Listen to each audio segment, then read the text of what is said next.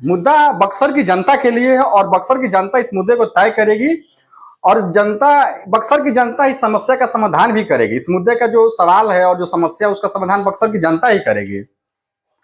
तो हमारा सवाल है कि बक्सर का बेटा जीतेगा या बाहरी जीतेगा। बाहरी की मतलब मिथिलेश तिवारी और बाहरी की मतलब सुधाकर सिंह। हाँ, सुधाकर सिंह भी बाहरी हैं, बक्सर के नहीं है। उन्होंने कभी बक्सर में अपना राजनीतिक सफर जीवन यापन नहीं किया है कि वो बक्सर की जनता को जानते हैं, तो उनको भी हम बाहरी कहते हैं। भले वो जगदानंद सिंह के बेटा है, उनको बेटा होने के नाते टिकट आरजेडी ने दे दिया है, ये अलग बात है। तो लड़ाई जो है दो ही लोगों के बीच रही है। एक निर्दलीय प्रत्याशी आनंद मिश्रा है और दूसरा है ददन पहलवान जी। तो देखिए, प्रत्याशी में दोनों प्रत्याशी बक्सर के बेटा हैं और दोनों में बहुत अंतर है। अंतर यह है कि आनंद मिश्रा जी ने बक्सर की गरीब जनता से उनका कभी लगाव नहीं रहा है, ना कभी जुड़ाव रहा है। उन्होंने बक्सर के प्रत्येक गांव को नहीं घूमा है, कभी उनके दुखों को जाना है, समझा है, ना कभी उन्होंने बक्सर की जनता के लिए कभी संघर्ष किया है। अचानक नौकरी छोड़ के आए, अब पॉलिटिक्स में टपक गए, चुनाव के लड़ लिए। अरे भैया, सेवा कीजिए पहले 10 साल, 15 साल, 5 साल, लोगों की समस्याओं को जानिए कि बक्सर में समस्या क्या है, समझिए, तब चुनाव लड़िए। अचानक नौकरी छोड़ के आए और पॉलिटिक्स में आ गए।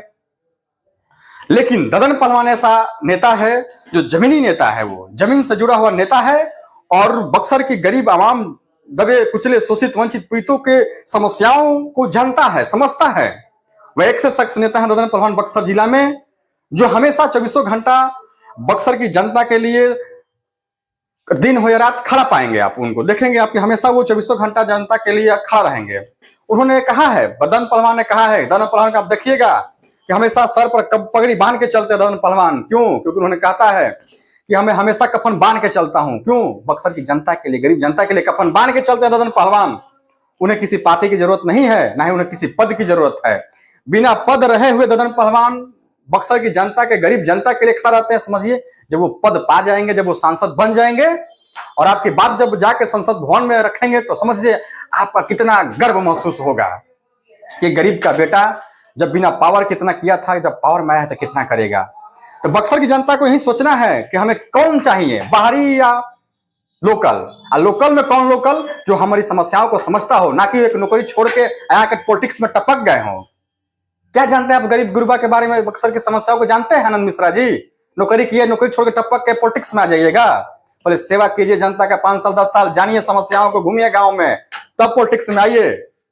आप किसी टक्कर में नहीं है, ददन पहलवान के टक्कर में कोई नहीं है। तो मैं यही कहना चाहूंगा अपने साथियों से कि बक्सर में ददन पहलवान को चुने और वोट करें। और बक्सर के मतलब कि अगर आपको शान से जीना है और विकास करना है और गरीबों को आवाज बुलंद करना है, तो ददन पहलवान को वोट करिए। जय ददन, तय ददन।